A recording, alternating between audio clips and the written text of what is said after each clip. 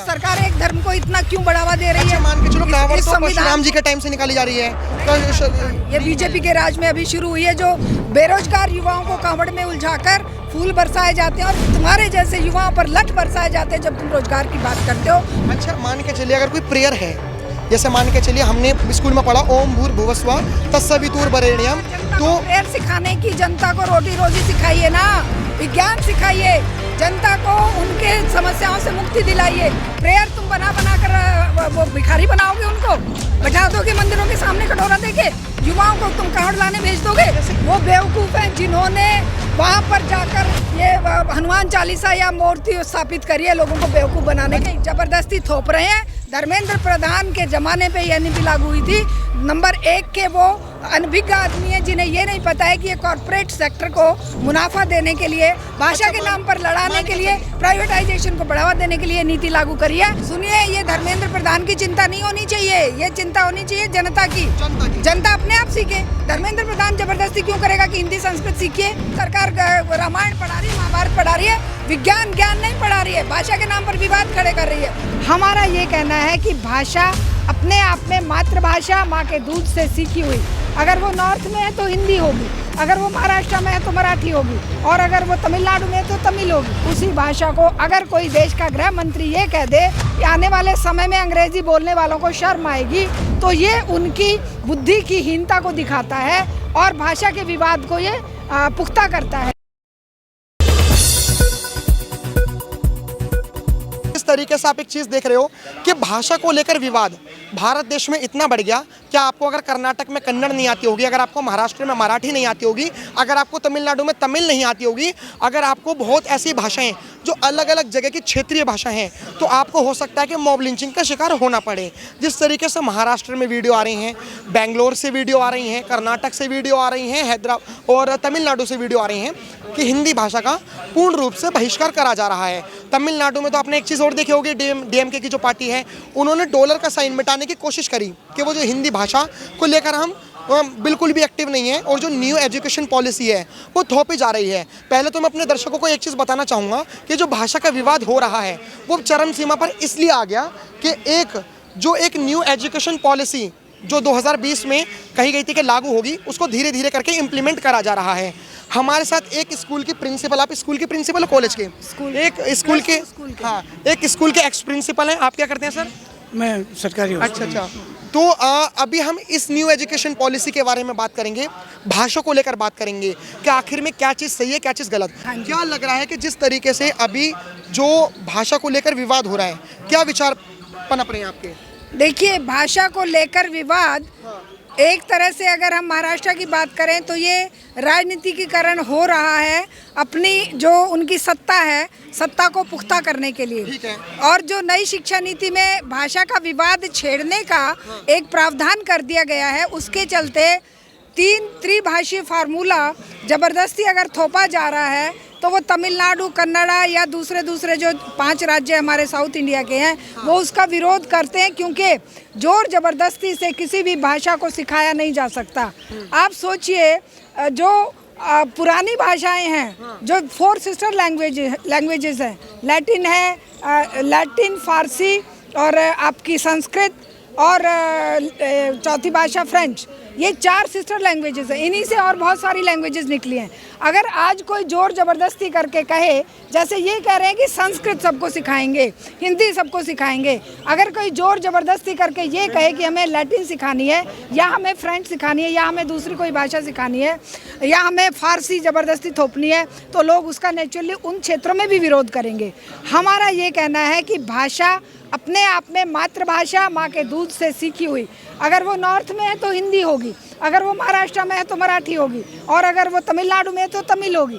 और उसके अलावा एक जो लिंक लैंग्वेज के रूप में भारतीय भाषा बन चुकी है वो है अंग्रेज़ी। अंग्रेज़ी को अगर लिंक भाषा के रूप में डेवलप होते हुए एक इवोल्यूशन हुआ है भारत में उसका, और वो पूरे भारत में एक लिंक लैंग्वेज के रूप में इस्तेमाल हो रही है, ज्ञान विज्ञान की भाषा है, उसी भाषा को अगर कोई देश का गृह मंत्री ये कह दे कि आने वाले समय में अंग्रेज़ी बोलने वालों को शर्म आएगी, तो ये उनकी बुद्धि की हीनता को दिखाता है और भाषा के विवाद को ये पुख्ता करता है। अच्छा, मैं एक चीज़ और चाहता हूँ कि हमारे पहले दर्शकों को बताइए कि त्रिभाषा है क्या? त्रिभाषा फॉर्मूला एजुकेशन पॉलिसी में लागू हुआ है कि हर व्यक्ति को स्कूल में जितनी भी एनसीईआरटी है उस सब में सिखाया जाएगा। देखिए, त्रिभाषा फॉर्मूला का मतलब है एक मातृभाषा जो बच्चा कहीं पर भी अपने जिस भी स्टेट का है उसकी होगी, दूसरी है उसकी लिंक लैंग्वेज अंग्रेज़ी भाषा, और तीसरी भाषा के रूप में अगर नॉर्थ में है तो हिंदी के साथ संस्कृत, और अगर दूसरे कहीं और उसमें है तो तमिलनाडु में अगर है तो वो कह रहे हैं हिंदी सीखिए, अगर गुजरात में है तो वो कह रहे हैं हिंदी सीखिए, महाराष्ट्र में जिनकी भाषा मातृभाषा मराठी है उसके साथ वो कह रहे हैं हिंदी सीखिए। तो इसका विरोध जो राज्य स्तर पर हो रहा है, हमारा ये कहना है कि आप ऐसी हिंदी का डेवलपमेंट इस प्रकार कीजिए कि लोग खुद हिंदी सीखने के लिए अपनी डिमांड करें। तो आप अगर जबरदस्ती थोपेंगे तो उससे नफरत आपने होगी। जबरदस्ती की बात कही है, थोड़ा बहुत तो आप प्रिंसिपल है तो आपसे तो मैं डिबेट ही नहीं कर सकता, लेकिन थोड़ा बहुत हमने भी पढ़ाई लिखाई करी है। हमने न्यू एजुकेशन पॉलिसी में यह नहीं सुना कि कोई भी सरकार ये कह रही है कि हिंदी आपको चुननी पड़ेगी, हिंदी मैंडेटरी है, आपको हिंदी लेनी ही पड़ेगी। मैं आपको त्रिभाषा, शायद आपने जो समझाया है, आप प्रिंसिपल हो, अब थोड़ा मैं भी समझा देता हूँ जो हमने पढ़ा है और जो एक्चुअल में लिखा हुआ है। त्रिभाषा वो है, एक इंग्लिश जो आपको इंटरनेशनल लेवल पर, अगर आप कहीं भारत देश से बाहर जा रहे हो तो आप विदेशों से कांटेक्ट कर सको, विदेशों से कम्युनिकेट कर सको। दूसरी भाषा वो जो आपकी मातृभाषा है, जैसे अगर मैं यूपी से हूँ तो मैं हिंदी सीखूंगा, बिहार से हूँ तो भोजपुरी सीखूंगा, मिथिला सीखूंगा, महाराष्ट्र से हूँ तो मराठी सीखूंगा, तमिलनाडु से हूँ तो तमिल सीखूंगा। तीसरी भाषा, जो तीसरी भाषा को लेकर विवाद हो रहा है त्रिभाषा में, तीसरी भाषा वो है कि भारत देश के अंदर अगर मैं मराठी हूँ और अगर मैं बिहार व्यापार करने आ रहा हूँ तो मुझे भोजपुरी सीखनी होगी, और ये एक ऑप्शनल है, तीनों ही ऑप्शनल है। ये मेरी मर्जी है कि अगर मैं मराठी हूँ और अगर मैं तमिलनाडु जा रहा हूँ तो मैं तमिल सीखूं। अब ये सीखना क्यों है, मैं आपको बताता हूँ सीखना क्यों है। अगर मैं मराठी हूँ और अगर मैं तमिलनाडु जा रहा हूँ तो मैं उन लोगों से व्यापार कर सकूँ।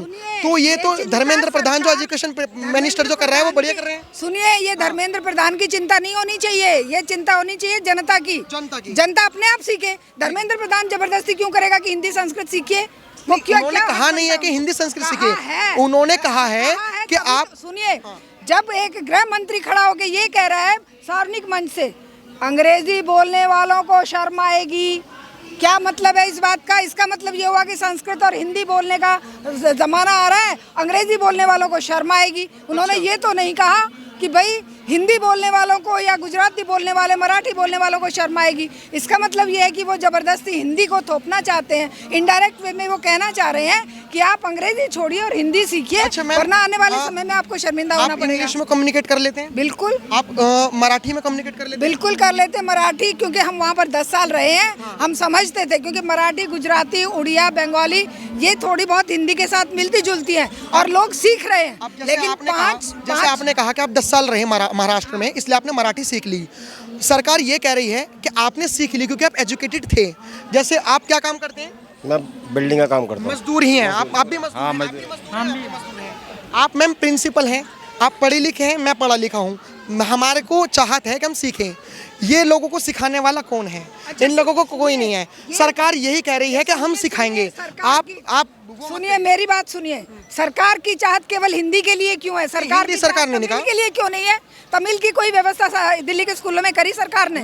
नहीं करी है, और ना ही गुजराती की करी है, ना ही मराठी की करी है, ना ही किसी और की करी है। मैं 2022 में हुआ था। न्यू एजुकेशन पॉलिसी, जब मैं बता रहा हूँ न्यू एजुकेशन पॉलिसी, कितने टीचर अपॉइंट करें तमिल के, कितने कन्नड़ के करें? जब हमारे को 3 भाषा सिखाई जा रही थी तो उन्होंने इंग्लिश सिखाया, हिंदी सिखाई, और तीसरी भाषा उन्होंने कहा आप चूज कर लो।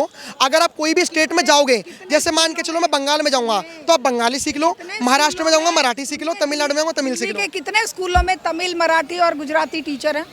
बता सकते हैं आप? तमिल, कन्नड़ा ये सिखाने वाले कितने टीचर हैं किसी स्कूल में? बिल्कुल नहीं है। तो आप ये कहने का मतलब है कि न्यू एजुकेशन पॉलिसी सरकार लेकर आगे, लेकिन व्यवस्था नहीं करी है। जबरदस्ती वो हिंदी और संस्कृत थोपने के लिए। तीसरी भाषा है वो कौन सिखाएगा? ये तीसरी भाषा बच्चे खुद सीख लेंगे जब उनको जरूरत पड़ेगी। मनोविज्ञान कहता है कि जब बच्चा छोटा है, 5 साल की उम्र से मतलब स्कूल जाता है, उस बच्चे को जोर जबरदस्ती आप 3 भाषाओं में डाल दोगे तो उसका विकास रुक जाएगा। अभी जैसे- उसको सीखने दीजिए छठी के अभी बाद। जैसे मान के चलिए हम जैसे बस 2 मिनट रुके, बस 2 मिनट। जैसे हम प्रोटेस्ट करते रहते हैं और हम प्रोटेस्ट कवर करते रहते हैं, तो जैसे कम्युनिस्ट पार्टी होती हैं या तमाम और जितनी भी लेफ्ट की पार्टीज होती हैं जो आवाज़ उठाती हैं शोषित वंचित लोगों की, तो जैसे अभी हमने आपकी भी पार्टी देखी, ये आप इन्हीं पार्टी से जुड़े हुए या अलग हो? हम तो शिक्षा के लिए जुड़े हुए, शिक्षा ये के हमारे साथी ठीक हैं। है, हम इनके बहुत साथ बढ़िया। इनके बच्चों को पढ़ाते हैं हम। हाँ। क्योंकि ये गरीब लोग, इनके बच्चों के स्कूलों को तो बंद किया जा रहा अभी है। जैसे हम तो मान के फ्री चलिए- में बच्चों की क्लासेस लगा रहे हैं। आपके बच्चे पढ़ना चाहते हैं? हाँ जी, बढ़ना चाहते हैं क्यों आपके बच्चों के पढ़ने का मन है? नहीं? बिल्कुल है। आपके बच्चों को भी पढ़ने का मन है? बच्चों को पढ़ने लिखने का मन? मन तो सारा है, मगर गवर्नमेंट की पॉलिसी ऐसी है ना, ठीक है।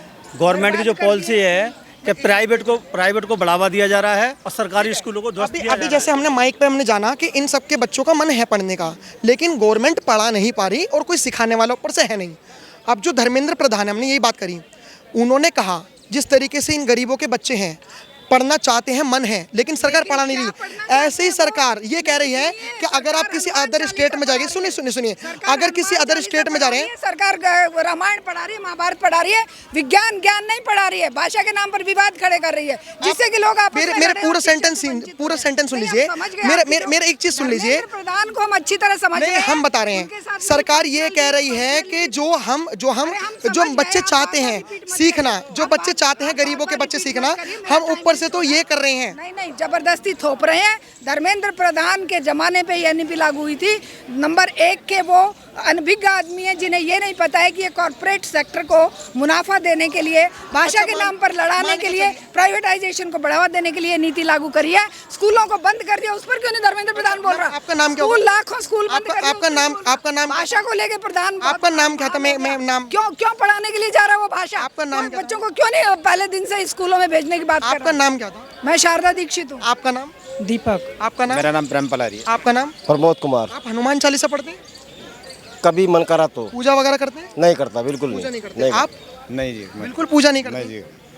हम नहीं करते। बिल्कुल पूजा नहीं करते हैं। अच्छा, मान के चलिए अगर कोई प्रेयर है, जैसे मान के चलिए हमने स्कूल में पढ़ा ओम भूर्भुवस्वः तत्सवितुर्वरेण्यम, तो प्रेयर सिखाने की, जनता को रोटी रोजी सिखाइए ना, विज्ञान सिखाइए, जनता को उनके समस्याओं से मुक्ति दिलाइए। प्रेयर तुम बना कर वो भिखारी बनाओगे, उनको बैठा दोगे मंदिरों के सामने कटोरा देके, युवाओं को तुम कांवड़ लाने भेज दोगे। जैसे इसरो के जो साइंटिस्ट हैं, इसरो के साइंटिस्ट आपने देखा होगा कि हमने जो शिव पॉइंट पर पहुंचते, वो बेवकूफ़ हैं जिन्होंने वहाँ पर जाकर ये हनुमान चालीसा या मूर्ति स्थापित करी है लोगों को बेवकूफ़ बनाने के अच्छा लिए। वो जो अभी अमेरिका से जो हमारी वो गई थी सुनीता, वो मैं नाम भूल रहा हूँ उनका, हाँ, उन्होंने क्या हनुमान चालीसा पढ़ा? वो भी तो मतलब भगवानों को तवज्जो चालीसा।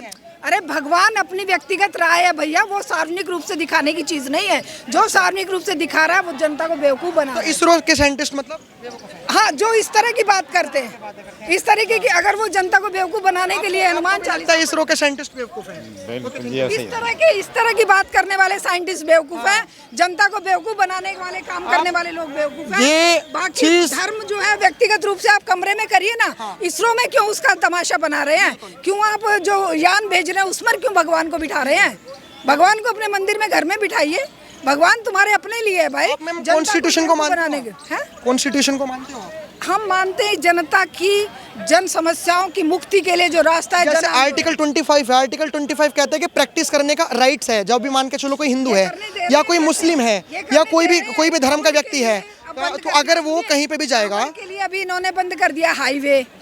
और नमाज के लिए कहते हैं कि 5 मिनट की नमाज आप सड़क पे मत करिए। ये कॉन्स्टिट्यूशन को माना इन्होंने? तो क्या कावड़ हर दिन आती है? क्या वो जो इनकी नमाज हर दिन होती है? हर हफ्ते 5 मिनट के लिए, और जो 15 दिन के लिए बंद कर दिया वो बराबर है? 15 दिन के लिए? हाँ, 15 दिन के लिए सरकार हाईवे ने कोई रूट नहीं निकाला?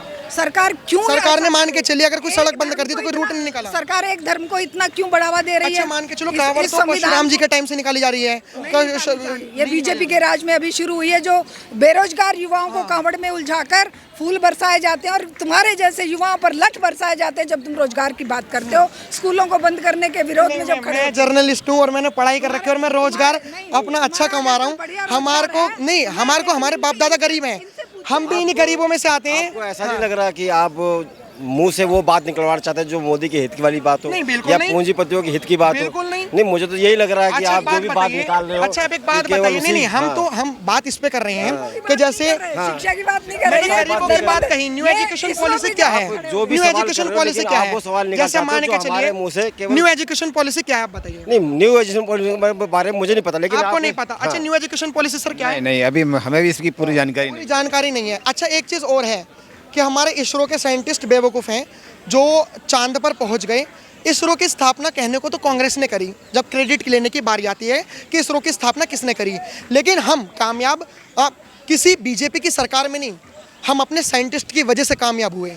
अब हमारे साइंटिस्ट ने पूरे विश्व में जब नाम रोशन करा कि हम अपना चंद्रयान भेज रहे हैं चंद्रमा पर, और उनको एक पॉइंट रखा, उसका नाम रखा शिव पॉइंट, तो हमारे इसरो के साइंटिस्ट भी बेवकूफ़ निकले। फिलहाल जो यहाँ पे आप देखोगे तमाम, मैं चाहूँगा कैमरामैन से दिखाएं कि यहाँ पर जितने भी लेफ्ट के लोग थे, जितने भी कम्युनिस्ट पार्टी के लोग थे, वो यहाँ पर सब आए हुए हैं। लेकिन देश और दुनिया से किसे मतलब है? सवाल तो ये होना चाहिए, हमारे भारत देश से किसे मतलब है, ये होना चाहिए।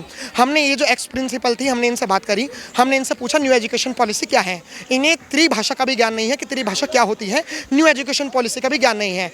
अगर मान के चलिए आप देखने वाले दर्शक यूपी के हैं, आप देखने वाले दर्शक राजस्थान के हैं, आप देखने वाले दर्शक एमपी के हैं, आप देखने वाले दर्शक महाराष्ट्र के हैं, जो भी भाषा का आप देख रहे हैं, जो भी स्टेट से देख रहे हैं, अगर आप किसी स्टेट में काम करने आओगे तो कम से कम उनसे कम्युनिकेट करने के लिए तो आपको भाषा आनी चाहिए। आज जो महाराष्ट्र में जो मराठियों को मारा, नॉन मराठियों को मारा जा रहा है कुछ एमएनएस के कार्यकर्ताओं के द्वारा, अगर हमारे देश में जैसे न्यू एजुकेशन पॉलिसी लागू हो गई, अगर मुझे महाराष्ट्र जाकर अगर मेरे को एक एक्टर बनना होगा तो त्रिभाषा में मैं एक मराठी भी चुनूंगा, ताकि कोई भाषा का विवाद ना हो सके और जो वहाँ की स्थानीय क्षेत्रीय भाषा है वहाँ पर काम हो सके। फिलहाल जो हमने चीज़ जानी, मुझे बड़ा दुख हुआ। दिक्कत यहाँ पर आ गई कि वो प्रिंसिपल निकले। ज्ञान में कभी गुरु से डिबेट नहीं करनी चाहिए, कभी बहस नहीं करनी चाहिए, लेकिन मुझे बहुत दुख हुआ जब इसरो के साइंटिस्ट को ये बोला गया कि आखिर में इसरो के साइंटिस्ट भी बेवकूफ़ हैं। सोचिए हमारा देश कहाँ जा रहा है। और फिर बात करते थे मतलब साइंस की, विज्ञान की, ये बात कर रहे थे कि हनुमान चालीसा नहीं पढ़ानी जानी चाहिए, ओम भूर्भुवः स्वः हमने तो स्कूल में पढ़ा है और हम गर्व है हमें कि हम ऐसी सभ्यता सीख रहे हैं।